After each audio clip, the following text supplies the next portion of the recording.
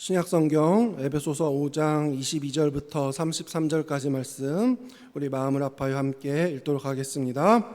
아내들이여 자기 남편에게 복종하기를 주께 하듯 하라.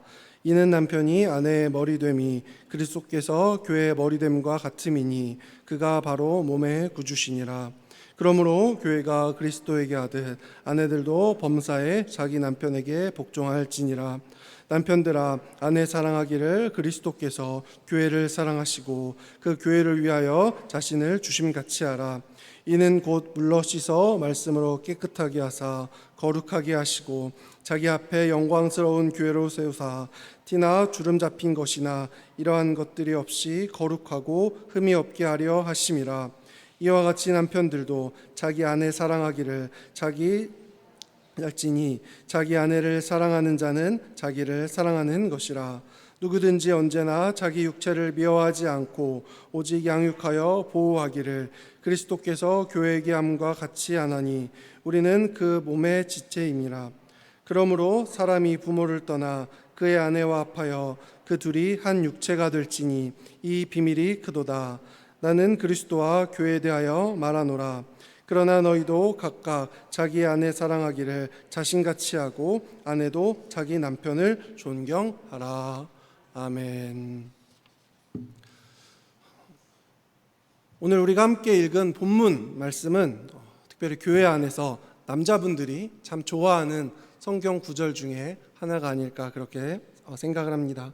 5장 22절에 아내들이여 자기 남편에게 복종하기를 주께 하듯 하라. 주일날 담임 목사님께서 이 본문을 가지고 만일 설교를 하면 남편들의 어깨에는 괜히 좀 힘이 들어갈 수도 있을 거예요. 그리고 또한 식탁 앞에서 반찬이 이게 뭐냐며 왠지 큰 소리를 쳐도 될 것 같은 그러한 느낌의 구절이 오늘 읽은 22절에 있습니다. 얼마나 무서운 말씀입니까? 남편에게 복종하는 것을 주께 하듯 하라. 단어 선택도 굉장히 공격적이에요. 복종이라는 단어를 사용해서 복종하라라는 강력한 명령을 하고 있습니다. NIV 영어 성경에서도 복종의 뜻을 가지고 있는 submit이라는 단어를 그대로 바로 사용하였습니다. 헬라어 원어 성경에서도 보면 복종하다라는 뜻을 가지고 있는 그노시케마오라는 헬라어를 사용하였습니다. 제가 가진 주석에서도 단어만 놓고 보면 다른 숨겨진 뜻이 없이 그저 복종 그대로의 뜻을 의미를 내포한다라고 주석에서는 그렇게 설명을 하고 있었습니다. 그렇다고 이 본문만 놓고 아내에게 무조건적인 복종을 강요하는 것은 분명히 잘못된 해석일 것입니다. NIV 영어 성경이나 헬라어 원어 성경에서도 분명히 복종이라는 단어를 사용했습니다. 하지만 그와 병행된 병행 구절도 우리는 함께 살펴보아야 합니다. 그 병행 구절은 골로새서 3장 18절과 연결이 된다라고 합니다. 골로새서 3장 18절 아내들아 남편에게 복종하라 이는 주 안에서 마땅하니라. 뭔가 다른 구절이 나올 것 같았는데 기대하셨죠? 그런데 똑같이 5장 22절과 같은 내용이 기록되어 있습니다. 그렇다면 사도 바울은 왜 골로새서와 에베소서에서 이렇게 어떻게 보면 여성들을 폄하하는 글을 기록하게 된 것일까요?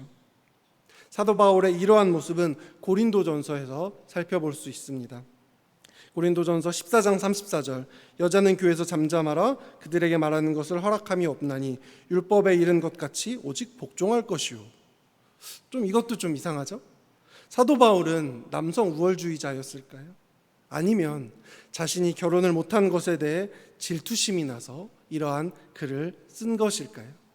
그렇다면 지금부터 왜 이렇게 어떻게 보면 여성들에게만 불리하게 성경이 쓰여지고 이 성경이 말하고 싶은 내용이 무엇인지 함께 차근차근 살펴보도록 하겠습니다. 우선 오늘 읽은 본문을 보면 분명히 여성은 남자에게 복종해야 하고 순종해야 한다라고 정확하게 내용이 기록되어 있습니다. 하지만 자세히 살펴보면 무조건적인 순종이 아님을 우리는 알아야 합니다. 이것은 무조건적인 순종이 아니라 여성을 지키기 위함입니다. 여성을 깎아내리는 듯한 이 본문이 어떻게 여성을 지키려는 것일까요? 에베소서 5장 25절, 남편들아 아내 사랑하기를 그리스도께서 교회를 사랑하시고 그 교회를 위하여 자신을 주심같이 하라. 이 말씀을 자세히 보면 남편에게는 아내를 사랑할 의무가 주어졌습니다. 그것도 그냥 단순히 사랑하는 것이 아니라 그리스도께서 교회를 사랑하신 것처럼 내 아내를 사랑해라 라고 말합니다. 여러분, 예수님이 교회를 어떻게 사랑하셨습니까? 자신의 목숨을 버리면서까지 교회를 사랑하셨습니다. 즉, 남편은 아내를 사랑하는데 그냥 사랑하는 것이 아니라 예수님이 목숨을 버려서 사랑하신 것처럼 목숨을 버려서 내 아내를 사랑해라 라고 그렇게 이야기를 하고 있는 것입니다. 에베소서 5장 29절, 누구든지 언제나 자기 육체를 미워하지 않고 오직 양육하여 보호하기를 그리스도께서 교회에게 함과 같이 하나니. 분명히 나와 있습니다. 보호하고 양육해야 한다라고도 동일하게 이야기를 하고 있습니다. 왜 그렇습니까, 여러분? 이때 당시에 여성들의 지위는 거의 없는 것과 마찬가지였습니다. 여성은 일을 할 수 없기 때문에 항상 남성이 갑의 상황이 되는 거고 여성이 을의 상황이 되는 것입니다. 따라서 여성은 언제나 집안에서 기죽은 모습으로 살아갈 수밖에 없습니다. 그랬기 때문에 남성의 경우 부인이 마음에 들지 않으면 쉽게 아내를 버리고 다른 여성과 결혼을 했습니다. 이것은 농경사회의 보편적인 모습이죠. 농경사회 때는 여성보다 힘이 센 남성들이 주로 일을 합니다. 우리도 아는 것처럼 우리나라도 일부 다처제가 있었습니다. 성경이 쓰여진 당시도 일부 농경사회였기 때문에 그와 비슷했을 것입니다. 하나님의 창조물인 여성을 지키고 아끼라는 뜻이 이 본문에 숨어져 있는 것입니다. 세상 사람들은 여성을 쉽게 생각하고 물건처럼 다루지만 그리스도인들인 너희들은 여성을 보호해 주어야 한다. 그리고 목숨을 걸어서 사랑을 해 주어야 한다. 라고 사도 바울은 우리에게 이야기를 하고 있는 것입니다. 절대 여성의 위치를 깎아내리기 위해서 쓴 글이 아닙니다. 오히려 그 반대로 여성들의 위치를 지켜주기 위해서 쓴 그림을 우리는 알아야 할 것입니다. 또 다른 증거는 우리가 읽은 에베소서 말씀이나 혹은 읽지는 않았지만 비슷한 맥락으로 쓰여진 마가복음 10장 12절 말씀의 전후 구절을 읽어드리겠습니다.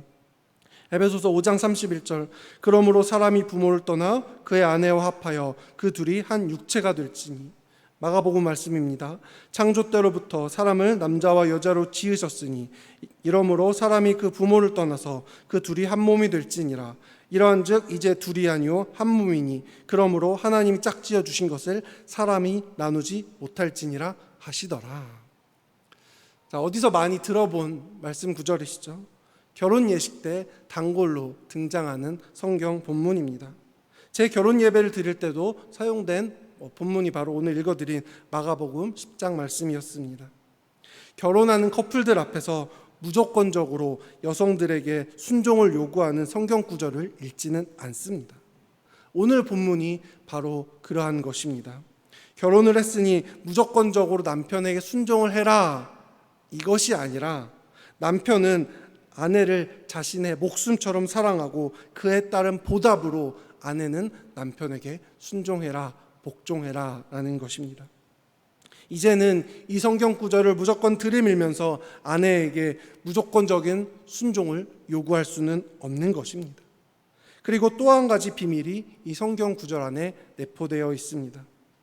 교회 안에서 이야기하길 예수님은 신랑이라고 이야기하고 성도된 우리들은 신부다라고 그렇게 많이들 이야기하죠. 이 내용을 이것에 맞춰서 다시 재해석해 보면 신랑된 예수님은 우리를 자신의 목숨을 버려서 사랑하셨습니다. 신랑 되신 예수님이 목숨을 버리면서까지 우리를 사랑하셨으니 신부된 우리는 예수님께 복종을 해야 한다라는 것입니다. 에베소서 5장 28절, 이와 같이 남편들도 자기 아내 사랑하기를 자기 자신과 같이 할지니 같이 할지니 자기 아내를 사랑하는 자는 자기를 사랑하는 것이니라. 사도 바울은 이야기합니다. 내 부인을 사랑하는 것은 나를 사랑하는 것이다 라고 이야기를 합니다.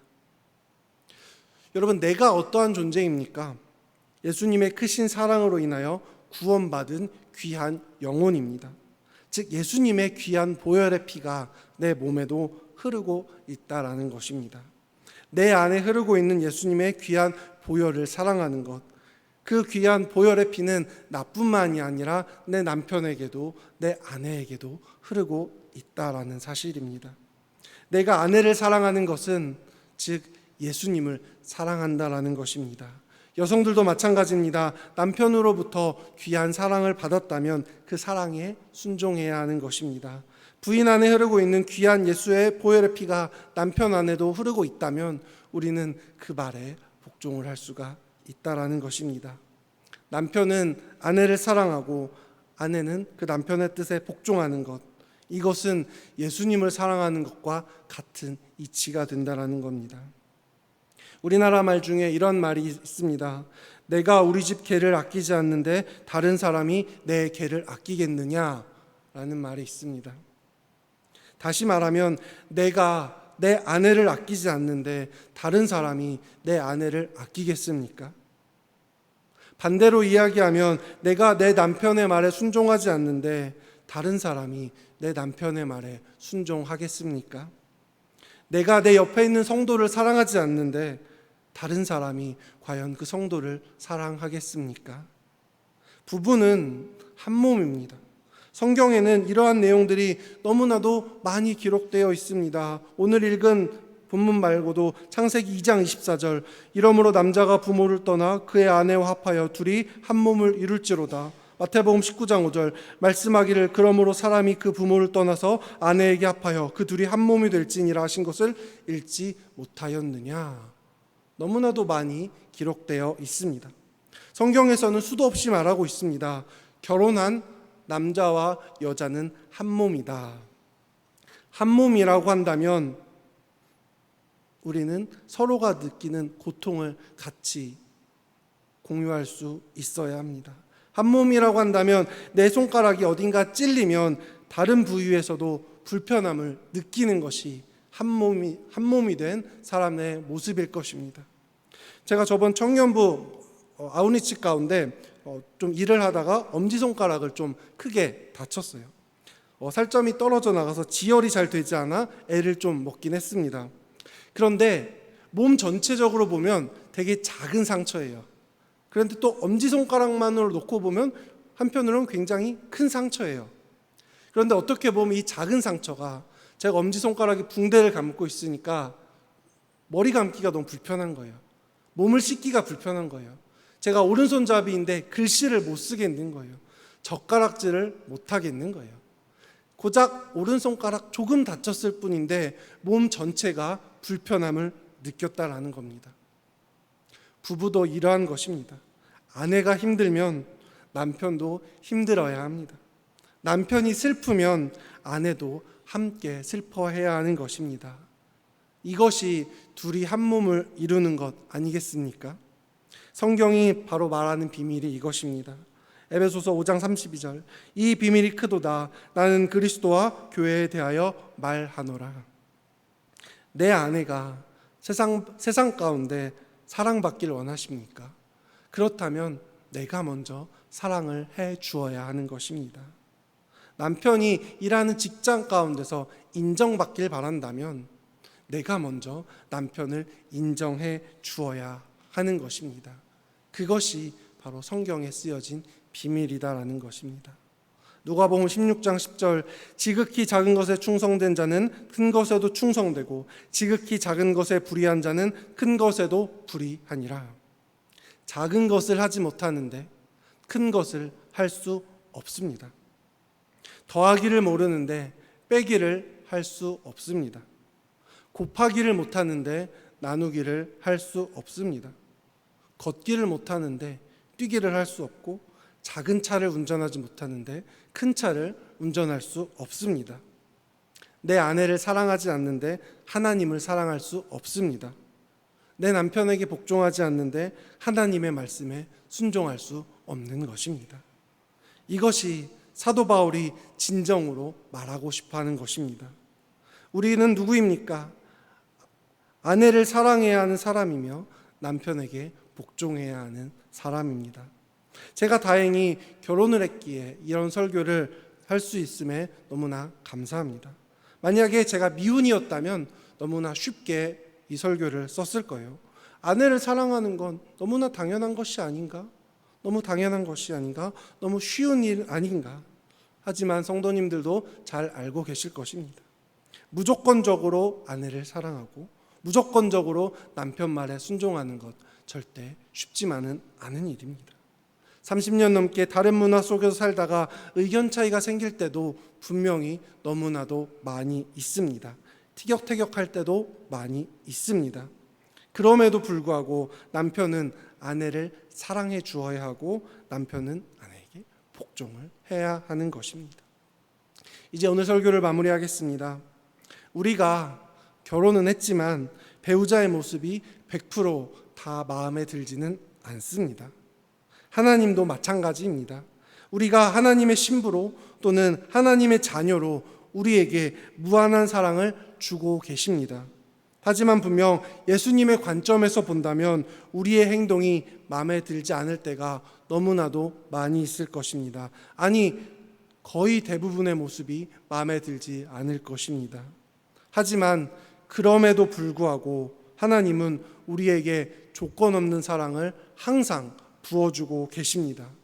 그렇다면 주님의 신부인 우리도 주님께 토달지 않고 주님이 시키시는 일이라면 아멘으로 나아가야 하지 않겠습니까?